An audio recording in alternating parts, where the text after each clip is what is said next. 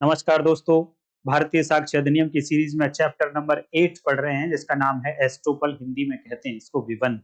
इसके अंदर 3 सेक्शंस हैं, सेक्शन 121, 122 एंड 123। ऑलरेडी हम इसका मीनिंग पढ़ चुके हैं। आज की वीडियो में बात करेंगे 3 पॉइंट्स पर कि एस्टोपल के पीछे का प्रिंसिपल क्या है, कौन सी मैक्सिम्स है जिनके कारण इसको कानून में रखा गया, इसके पीछे का रैशनल क्या है, तर्क क्या है, क्या क्या ऐसी बातें हैं अगर ये एस्टोपल नहीं होता तो वो प्रॉब्लम क्रिएट हो जाती, उसके रीजंस क्या क्या है। लास्ट में देखेंगे नेचर ऑफ एस्टोपल क्या होगा। देखिए, नेचर ऑफ एस्टोपल बड़ा ही इंपॉर्टेंट टॉपिक है दोस्तों, और थोड़ा लास्ट में आएगा तो ये प्रैक्टिकल बातें लास्ट में आएंगी, शुरू में थोड़ा थ्योरेटिकल होंगी। आपको हो सकता है कि बोरिंग लगे, लेकिन एग्जाम पॉइंट ऑफ व्यू से तो बहुत कुछ आपको इंफॉर्मेशन मिलेगी। तो एक मैक्सिम है, एलिगेंस कंट्रेरिया नॉन ऑडियंस। इसका मतलब है कि अगर कोई पर्सन कंट्रेरी बातें कहता है तो फिर उसको नहीं सुना जाएगा। इसका मीनिंग इंग्लिश मीनिंग है, a person alleging contrary shall not be heard. अगर किसी व्यक्ति की विरोधाभासी बातें हैं या उसके आरोप विरोधाभासी हैं तो उनको सुना नहीं जाएगा। स्क्रीनशॉट आप ले लो इसका। इट मींस कि जो कंट्रेरी फैक्ट्स हैं उनको प्रूव करने के लिए अलाउ नहीं किया जाएगा। एक ही पर्सन ऐसा बोले और थोड़ी ही देर बाद उसके कंट्रेरी बोले तो ऐसा जो बाद में उसने बोला है कंट्रेरी, उसको अलाउ नहीं किया जाएगा कि उसे वो प्रूव कर सके। ये इसके पीछे का प्रिंसिपल है और मैक्सिम थी। अब मैं यहाँ पर आपको दिखाना चाहूंगा दोस्तों कि इसके पीछे के रैशनल क्या है, रीजंस क्या हैं। बट एक छोटी सी इंफॉर्मेशन इसी बीच में कि इसका नाम यूएस में क्या है और फ्रेंच में क्या बोला जाता है। इसको दोनों जगह इसको प्रिक्लूजन बोला जाता है। प्रिक्लूजन, प्रिक्लूड से बना है प्रिक्लूजन। प्रिक्लूड का मतलब अलग रखना है, कंट्रेरी बातों को अलग रहना, इनको मत लेकर आइए भैया, जो आपने पहले बोल दिया। और इंटरनेशनल लॉ में भी इस प्रिंसिपल को फॉलो किया जाता है, इस रूल को फॉलो किया जाता है। अब बात करते हैं कि इसके पीछे के रैशनल क्या क्या है, तर्क क्या क्या है। देखिए, जितनी भी कोर्ट्स हैं दोस्तों, मेन पर्पज क्या है कोर्ट्स का? जस्टिस करना। और अगर कोई बात ऐसी है जो जस्टिस करने से रोकती हो तो क्या उसको अलाउ किया जा सकता है? नहीं किया जा सकता। तो बेसिक रैशनल्स को आपको याद कैसे रखना है कि बेसिक वर्क क्या है कोर्ट्स का, उसको सबसे पहले आप याद रखना। उसका पर्पज है जस्टिस करना। तो देखिए, it is a principle of justice and equity. अगर इसको अलाउ कर दिया गया तो कोर्ट कभी न्याय ही नहीं कर पाएंगे, खुद ही कंफ्यूज रह जाएंगे, क्योंकि एक ही व्यक्ति दो पायदान पर खड़ा होना चाहता है और दोनों एक दूसरे के कंट्रेरी हैं। तो कोर्ट केवल और केवल एक पायदान पर अलाउ कर सकती है, लेकिन एक पायदान पर खड़े होकर भी वो जीतना चाहता है और दूसरे पायदान पर भी खड़े होकर वो जीतना चाहता है, तो नहीं, ऐसा नहीं करने दिया जाए। अगर किसी एक पायदान पे ऑलरेडी खड़े होने की वजह से किसी और ने कोई ऐसा एक्ट कर दिया जिसकी वजह से उसको कोई लॉस हो जाएगा, अगर किसी व्यक्ति को दूसरे पायदान पर खड़े होने की परमिशन दी जाती है, तो ये इनजस्टिस होगा। कोर्ट कभी जस्टिस नहीं कर पाएंगी। प्रिंसिपल को आपने ध्यान रखना है, कंट्रेरी व्यू। जब भी एक व्यक्ति के दो कंट्रेरी व्यू आए, दो कंट्रेरी आरोप आए, दो कंट्रेरी बातें आए, विरोधाभासी बातें आए, तो आपके माइंड में एस्टोपल आना ही चाहिए। प्रिंसिपल का मतलब यही होता है दोस्तों को, प्रिंसिपल को जानने के पीछे कि वो जब जब आपको दिखाई दे, एक लाइन का प्रिंसिपल होता है, तब आपका उस कॉन्सेप्ट में माइंड जाना चाहिए। इट मीन जब जब एक ही व्यक्ति दो कंट्रेरी बातें कर रहा हो तो आपका चैप्टर 8 भारतीय साक्ष्य अधिनियम पर माइंड जाना चाहिए, एस्टोपल पर माइंड जाना चाहिए। तो इट इज अ पहला रैशनल आपको एग्जाम में लिखना होगा कि it is a principle of justice and equity. Justice न्याय एंड इक्विटी समता। दूसरा प्रिंसिपल, दूसरा रैशनल है कि मान लो कि इसको अलाउ कर दिया जाए तो क्या दूसरी पार्टी के साथ कुछ अनफेयर बातें नहीं हो जाएंगी? कोर्ट अगेन जस्टिस नहीं कर पाएगा। तो it will be unfair to one party for court to allow anyone to go against his own act. अपने ही एक्ट, अपने ही कंडक्ट, अपने ही स्टेटमेंट के अगेंस्ट अगर अलाउ कर दिया, कोर्ट ने परमिट कर दिया कि ठीक है, आपने जो पहले कहा उसके अगेंस्ट आप अब बोल सकते हो, तो दूसरी पार्टी के लिए अनफेयर हो जाएगा और कोर्ट भी डिसाइड नहीं कर पाएगी। मैं तो इसके पीछे का एक ये भी रीजन है कि किसी के साथ अनफेयर ना हो जाए, देन इसलिए एस्टोपल को कानून में रखा गया। तीसरा रीजन देखिए, no one can be allowed to approbate और रिप्रोवेट। इट मींस एक ही बात को वो स्वीकार भी करता है और उसी बात को वो अस्वीकार भी करता है। ऐसा तो अलाउ किया ही नहीं जा सकता। आप एक ही बात कर सकते हो ना, या तो इस बात को कहो कि स्वीकार लेते हैं या फिर बोलो कि हम इसको अस्वीकार करते हैं। आप दोनों बातें नहीं कह सकते। ये तो इस तरीके से हो गया कि जैसे आप एक ही वस्तु को गर्म भी कर रहे हैं, साथ में उसे ठंडा भी कर रहे हैं, तो रिजल्ट क्या आएगा? कभी रिजल्ट निकलेगा? नहीं निकलेगा। तो इसलिए ये तीसरा रीजन है जिसके कारण इस कॉन्सेप्ट को कानून में रखना पड़ा। चौथा है कि देखिए ये जो वर्क करता है, it works at upon Reliance of placed word. अगर किसी ने कुछ वर्ड्स एक बार बोल दिए तो उनके प्रति प्रतिबद्ध होना चाहिए, उन वर्ड्स पर ही उसको बने रहना चाहिए। यही लॉ ऑफ कंसिस्टेंसी है। और देखिए पांचवा, one should be consistent in words and conduct when it affects somebody else. अगर किसी व्यक्ति के वर्ड्स और उसका कंडक्ट किसी दूसरे व्यक्ति को अफेक्ट करता हो, प्रभावित करता है, तो फिर उसको अपने वर्ड्स पर कंसिस्ट रहना पड़ेगा, उसी पर बने रहना पड़ेगा। ये कॉमन सेंस की बातें हैं दोस्तों। आप लाइफ में देखेंगे, रोजमर्रा की जिंदगी में, तो भी आपको ये बातें समझ आ जाएंगी। ये था रेशनल और प्रिंसिपल। अब बात करते हैं दोस्तों इस एस्टोपल का नेचर क्या होगा। जब जब नेचर की बात करी जाती है लॉ में, तो दो टाइप के लॉ की बात होती है। एक लॉ होता है प्रोसीजरल, प्रक्रियात्मक विधि, और दूसरा होता है सब्सटैंटिव लॉ, मूल विधि या मौलिक विधि भी उसको कहा जाता है। तो क्वेश्चन उठता है कि जो एस्टोपल है, लॉ ऑफ एस्टोपल, इसका नेचर कैसा है? क्या ये एस्टोपल प्रोसीजरल लॉ है या फिर ये सब्सटैंटिव लॉ है? इसको जानना क्यों है? क्योंकि देखिए, जब आप समझ पाएंगे कि प्रोसीजरल लॉ क्या होता है, सब्सटैंटिव लॉ क्या होता है, तभी इसका आप एप्लीकेशन भी कर पाएंगे। कहां इसका यूज होगा, कहां नहीं होगा, तभी आप समझ पाएंगे। तो इस बात को अगर आपने समझना है, तो पहले आपको समझना पड़ेगा कि सब्सटैंटिव लॉ क्या होता है, प्रोसीजरल लॉ क्या होता है। देखिए सब्सटैंटिव लॉ करता क्या है? वो सब लॉ जो राइट क्रिएट करते हैं या राइट डिफीट करते हैं, किसी के अधिकार को बना देते हैं या अधिकार को खत्म कर देते हैं, या फिर कुछ लाइबिलिटी इंपोज कर देते हैं, कुछ ऑब्लिगेशंस डालते हैं किसी के ऊपर, ऐसे कानून कहलाते हैं सब्सटैंशियल लॉ, मूल विधि। It gives right to anyone as well as imposes obligation and liability.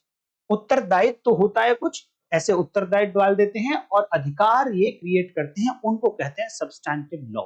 अभी क्वेश्चन ये है हमारे सामने कि law of estoppel substantive law है या प्रोसीजरल लॉ है, उसके लिए हम जान रहे हैं। तो आपको ये ध्यान रखना है बहुत अच्छे से कि ये कर क्या रहा है। देन हम कंपेयर करेंगे कि एस्टोपल इन दोनों में से क्या कर रहा है, तभी उसका आंसर हम दे पाएंगे। तो सब्सटैंशियल लॉ आपने देख लिया, राइट क्रिएट करता है, लाइबिलिटी इंपोज करता है।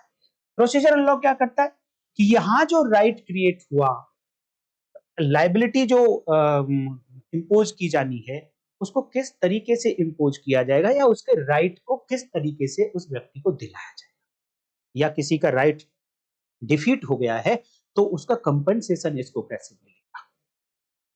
तो इट प्रोवाइड्स प्रोसीजर, ये एक प्रक्रिया बताता है, प्रोसीजर बताता है कि किसी के राइट को कैसे प्रोटेक्ट किया जाएगा, किसी का डिफीट हो गया है तो उसके जो अगेंस्ट रेमेडी है वो कैसे मिलेगी, या फिर लाइबिलिटी को किस तरीके से एग्जीक्यूट किया जाएगा। मान लो कि सब्सटैंटिव लॉ है भारतीय न्याय संहिता, और वहां पर बोला गया कि अगर किसी ने मर्डर किया है तो उसे डेथ पेनल्टी भी मिल सकती है, लाइफ इंप्रिजनमेंट भी हो सकता है। अब क्वेश्चन आता है कि लाइफ इंप्रिजनमेंट की पनिशमेंट सुना दी तो इसको एग्जीक्यूट कैसे करेंगे, ये उसकी लाइबिलिटी, कितने दिन तक जेल में रहेगा, कैसे कैसे जेल में रहेगा, तो वो सब प्रोसीजरल लॉ है जो कहता है कि हाँ ये अगर एक्ट किए हैं तो उसके ऊपर अब ये लाइबिलिटी इंपोज होगी। ये किसने बताया? सब्सटैंटिव लॉ ने बताया। अगर डेथ पेनल्टी दी गई है तो डेथ पेनल्टी कैसे दी जाएगी, ये प्रोसीजरल लॉ बताएगा। तो प्रोसीजरल लॉ और सब्सटैंटिव लॉ को थोड़ा सा आपको समझना पड़ेगा अगर आप जानना चाहते हैं कि एस्टोपल का नेचर कैसा है। जब आप दोनों बातें समझ गए कि substantive law and procedural law ये होते हैं, देन अब चेक करिए कि एस्टोपल इन दोनों में से क्या क्या करता है। क्या एस्टोपल कोई राइट क्रिएट करता है, ऑब्लिगेशन क्रिएट करता है, राइट डिफीट करता है, या फिर प्रोसीजर बताता है कि किस तरीके से किसी राइट को लिया जा सकता है, क्या करना अलाउ किया जा सकता है, किसी को क्या करने से रोका जा सकता है किसी। तो सबसे पहली बात, क्या एस्टोपल क्रिएट और डिफीट एनी राइट और नॉट? सबसे पहले आपको ये क्वेश्चन चेक करना पड़ेगा। अगर इसका जवाब आता है कि हाँ ये राइट क्रिएट करता है या राइट को डिफीट करता है, तो आप क्या कह सकते हैं कि एस्टोपल कैसा लॉ है? सब्सटैंटिव लॉ है, आप कह सकते हैं। और अगर इसका क्वेश्चन का जवाब आता है नो, तो फिर ये सब्सटैंटिव लॉ नहीं होगा। तो इस बात को चेक अगर करना है हमें, तो सबसे पहले मैं आपको एक एग्जांपल दिखाता हूं। उस एग्जांपल में आप इस एस्टोपल को फिट करते जाइए। देन आपको देखना है कि क्या राइट क्रिएट हुआ कोई, या कोई लाइबिलिटी क्रिएट हुई, या फिर राइट डिफीट हो गया किसी का। अगर तीनों में से कुछ भी हुआ, देन आप कह देना कि हाँ एस्टोपल सब्सटैंटिव लॉ है। ए एक फादर है और वो ओनर है एक प्रॉपर्टी का, एक लैंड है करोल बाग दिल्ली में, ये ए उसका ओनर है। ये अपने बेटे को कहता है, इसका बेटा है बी, और ये अपने बेटे को कहता है कि you are the owner of that property, तुम मालिक हो इस प्रॉपर्टी के, और अब तुम इस प्रॉपर्टी के ऊपर अपना कंस्ट्रक्शन कर सकते हो। तो बी ने क्या किया, इस लैंड के ऊपर एक शॉपिंग कॉम्प्लेक्स कंस्ट्रक्ट कर दिया। ओनर एक्चुअल में ए है, बट इसने स्टेटमेंट क्या दिया है बी को, अपने बेटे को, कि ओनर तुम हो, अब तुम इस पे कोई कंस्ट्रक्शन कर सकते हो। तो उसने एक शॉपिंग कॉम्प्लेक्स कंस्ट्रक्ट कर दिया। बट इसके बाद अब क्या हुआ, जब उस पर शॉपिंग कॉम्प्लेक्स खड़ा हो गया, A says to B, A अपने बेटे से कहता है you are not owner of that property, I am the owner of that property, मैं इसका मालिक हूं, अब आप इस प्रॉपर्टी से निकलिए। अब यहां पर क्या हो रहा है, आप सिचुएशन को थोड़ा सा माइंड में सेट करके बैठेंगे। अब इसके लिए क्या किया, ए ने सू कर दिया बी को कि इसे मेरी प्रॉपर्टी से बाहर निकाला जाए, because I am of the owner of that property. अब ए ने सूट डाल दिया है बी के खिलाफ कोर्ट में। अब बी क्या कर सकता है, अब यहां पर सिचुएशन देखिए आप कि एक्चुअल ओनर कौन है, ए, और ownership is a right, even bundle of rights, उसको बहुत सारे राइट्स होते हैं जो व्यक्ति ओनर होता है। इट मींस ओनरशिप का राइट किसके पास है, ए के पास। अब देखना है कि क्या इस राइट को डिफीट कर सकता है क्या कोई बात। देखिए, whether B defeats as ownership, जो बी इसका बेटा है, क्या किसी कारणों से ए की ओनरशिप को डिफीट कर सकता है क्या, कर्टेल कर सकता है क्या, इसकी ओनरशिप को कम कर सकता है क्या? अगर कर सकता है तो इट मींस किसी राइट को डिफीट कर दिया है। अगर वो एस्टोपल है जिसके थ्रू बी ऐसा कर सकता है, देन एस्टोपल भी किसमें आ जाएगा। अब एस्टोपल को चेक करिए, कंडीशंस देखिए एस्टोपल की क्या क्या कंडीशंस होती है। सबसे पहली बात कि ए का एक स्टेटमेंट होना चाहिए बी के लिए, तो है, उसने बोला कि ये लैंड तुम्हारी है, तुम इसके ओनर हो, तो ए का स्टेटमेंट आ गया। B believed on as statement, ये कंडीशंस हैं एस्टोपल की, जो पिछली वीडियो में मैंने पढ़ाई थी, आपने नहीं देखी है पिछली वीडियो तो जरूर देखिए। ए ने हाँ इसके स्टेटमेंट पर बिलीव किया कि हाँ ये ट्रू माना उसको। अब ऐसे बिलीफ पर क्या ए ने कोई एक्ट किया, यस, ए ने इस प्रॉपर्टी से रिलेटेड एक एक्ट किया कि उस पर शॉपिंग कॉम्प्लेक्स खड़ा कर दिया। अब चौथी बात, क्या अगर बी इस राइट को वापस कर दे, एक ही बात को मान ले जो दोबारा कह रहा है, तो क्या बी को कोई लॉस होगा? बिल्कुल लॉस होगा, कि उसने जितना पैसा खर्च कर दिया है शॉपिंग कॉम्प्लेक्स को डेवलप करने में, वो तो उसका लॉस हो जाएगा अगर इस प्रॉपर्टी को छोड़ देगा तो अब हुआ क्या कि बी ए के एक्ट के कारण, ए के कंडक्ट के कारण, ए के स्टेटमेंट के कारण बी को लॉस भी हो, बी की पोजीशन चेंज हो गई।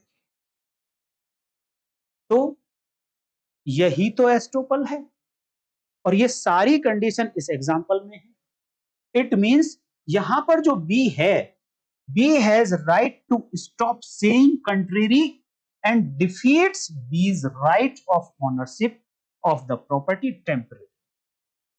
B को यहां पर राइट है, एक B का राइट क्रिएट कर दिया, और ए के राइट को कर्टेल कर पाएगा, क्योंकि वो सारी बातें जो ए ने की और एक ही बात पर, एक ही स्टेटमेंट पर बिलीव करके जो बी ने किया और बी की जो आज पोजीशन है, ये सारी बातें एस्टोपल में आती हैं। इट मींस एस्टोपल ने बी ए के राइट को कर्टेल कर दिया, ए के राइट को डिफीट कर दिया। इट मींस ये काम कौन करता है, कौन सा लॉ करता है किसी के राइट को डिफीट करने का, वो करता है सब्सटैंशियल लॉ। तो इट मींस एस्टोपल को हम क्या कह सकते हैं, सब्सटैंशियल लॉ कह सकते हैं। अब देखते हैं क्या ये प्रोसीजरल लॉ है। देखिए प्रोसीजरल लॉ के लिए तो आप दो बातें कह सकते हैं, क्योंकि सबसे पहले देखें कि ये प्रोविजन लिखे कहां गए। ये बीएसए में लिखे गए हैं एस्टोपल के प्रोविजन, और बीएसए अपने आप में एक प्रोसीजरल लॉ है, एडजेक्टिव लॉ है।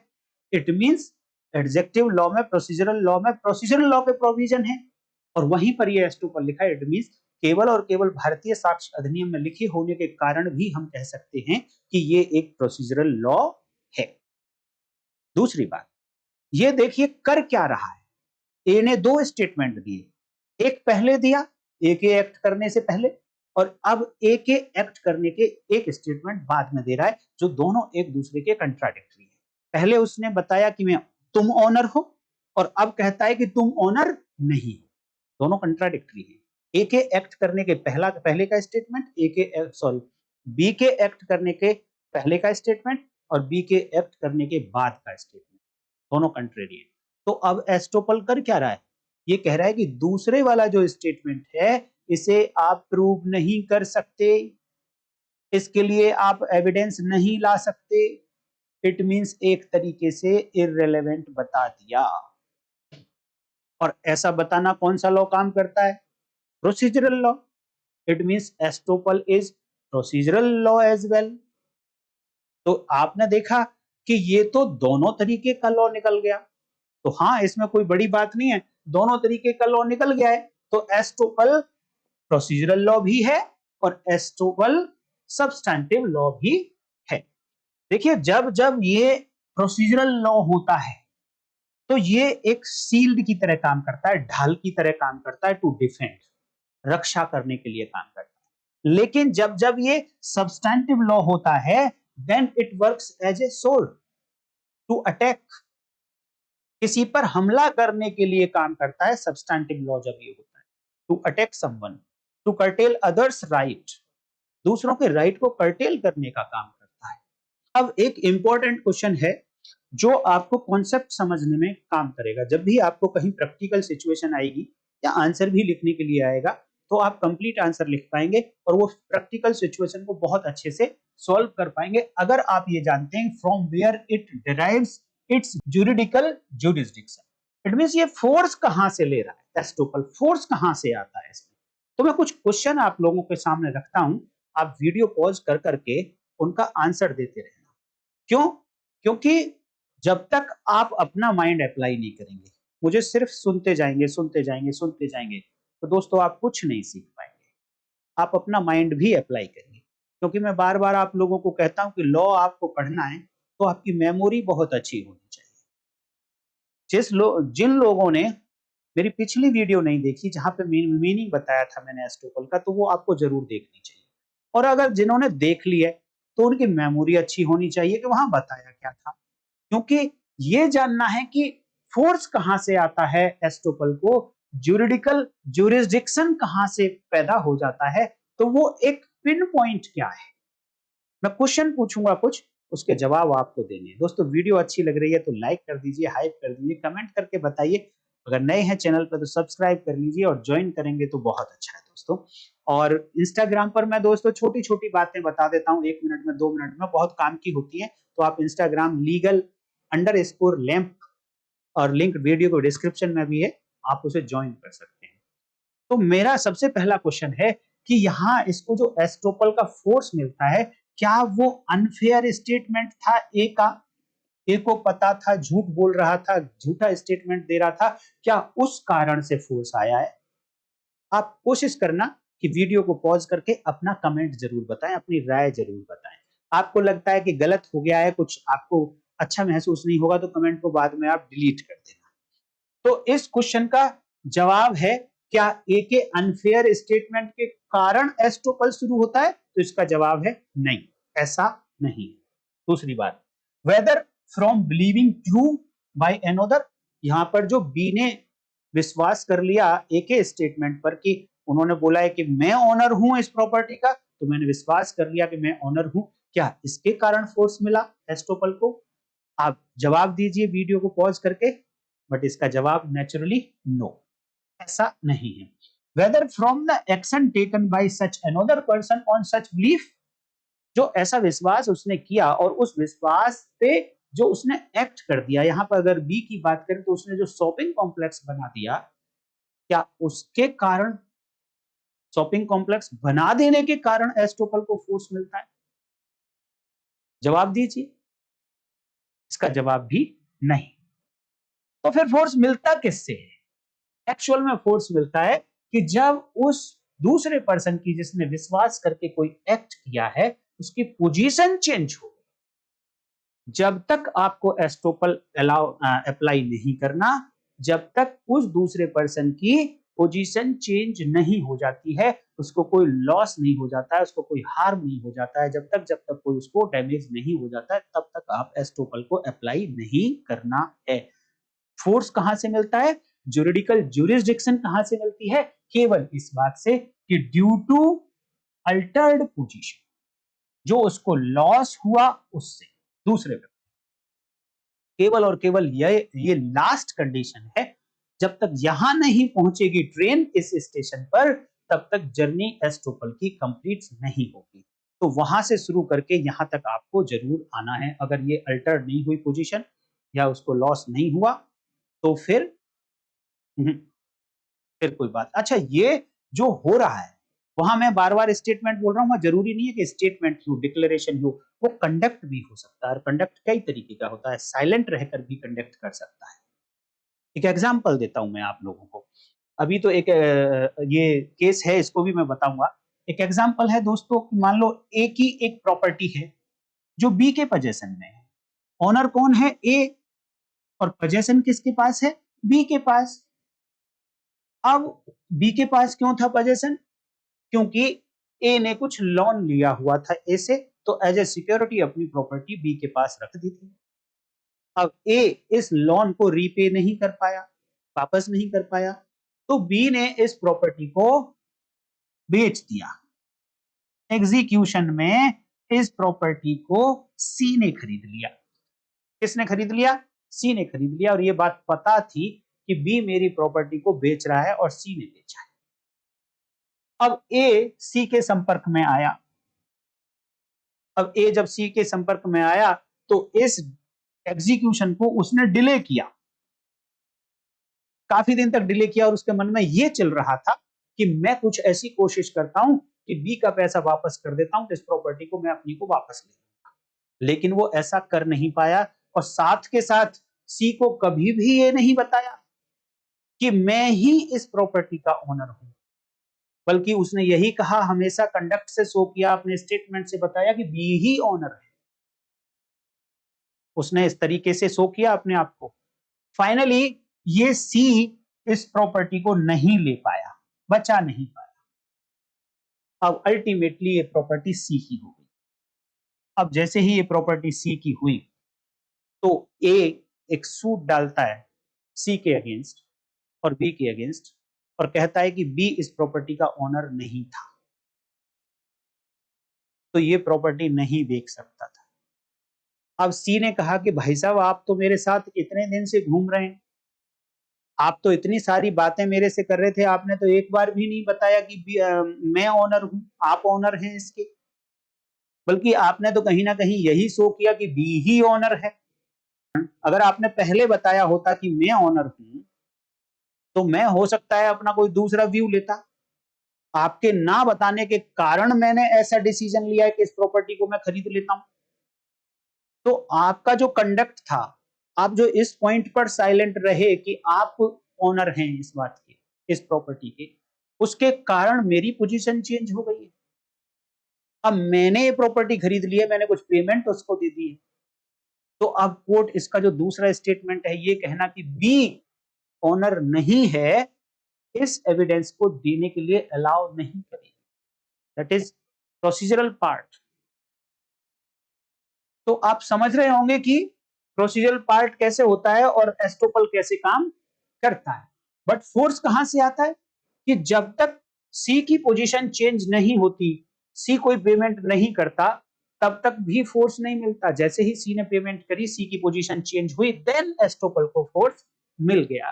फाइनली जब हम बात करते हैं प्रोसीजरल एंड सब्सटेंशियल लॉ के बारे में, एस्टोपल क्या है, तो ये केस आपको जरूर मेंशन करना होगा अपने आंसर में। और B L Sridhar versus K M Munni Reddy, 2003 का ये केस है। और इस केस में क्या बोला था माननीय सुप्रीम कोर्ट ने, वो मैं आपको एक बारी दिखाना चाहूंगा। सुप्रीम कोर्ट ने ऑब्जर्व किया था इस केस में, एस्टोपल दो a branch of law of evidence is also capable of being viewed a substantive rule of law insofar as it helps to create or defeat right which would not exist or be taken away but for that doctrine, for that estoppel। तो यहां पर ये कहा माननीय supreme court ने कि हाँ, ये बात ठीक है कि ये लॉ ऑफ एविडेंस की एक ब्रांच है। तो law of evidence procedural law होने के कारण ये भी प्रोसीजरल लॉ है। बट उन्होंने कहा कि इसको कभी कभी सब्सटेंशियल लॉ के रूप में भी देखा जा सकता है, और वो जब जब ये किसी के राइट को क्रिएट करने में हेल्प करता है या उसको डिफीट करने में हेल्प, देन ये सब्सटेंटिव लॉ भी हो जाएगा। तो अब आपसे जब भी कोई क्वेश्चन पूछा जाएगा कि एस्टोपल कैसा लॉ है, उसका नेचर कैसा है, तो आपको दोनों बताने हैं। अब आपको एक मैंने कहा था कि रूल ऑफ प्लीडिंग भी होगा।